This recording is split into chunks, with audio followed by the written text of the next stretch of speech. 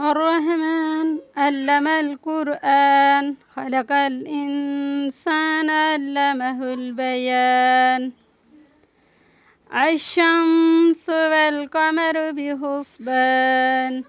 والنجم والشجر يسجدان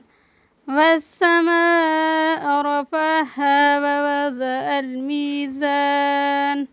ألا تطغوا في الميزان وأقيموا الوزن بالقسط ولا تخسروا الميزان والأرض وضعها للأنام فيها فاكهة والنخل ذات الأكمام والهب ذو الأسف والريحان فبأي آلاء ربكما تكذبان خلق الإنسان من صلصال كالفخار وخلق الجان من مارج من نار فبأي آلاء ربكما تكذبان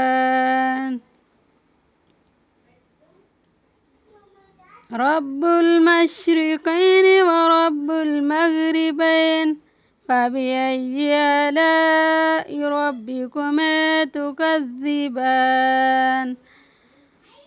مرج البحرين يلتقيان بينهما برزخ لا يبغيان فبأي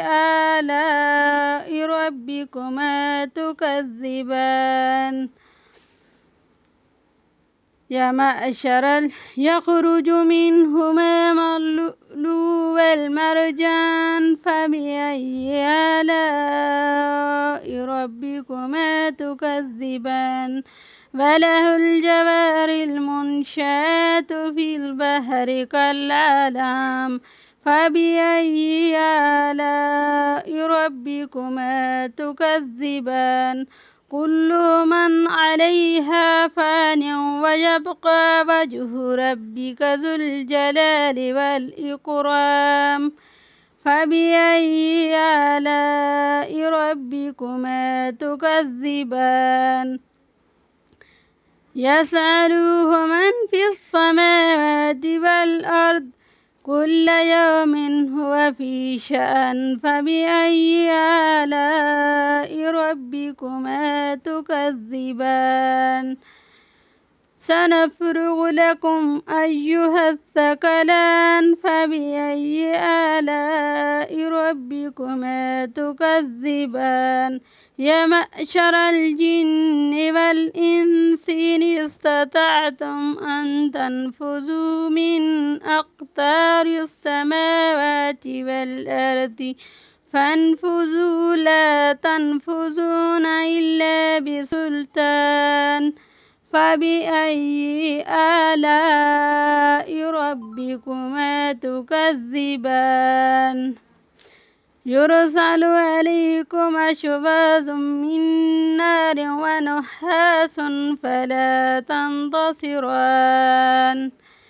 فبأي آلاء ربكما تكذبان فإذا انشقت السماء فكانت وردة كالدهان فبأي آلاء ربكما تكذبان فيومئذ لا يسأل عن ذنبه إنس ولا جان فبأي آلاء ربكما تكذبان يعرف المجرمون بسيمهم فيؤخذ بالنواصي والأقدام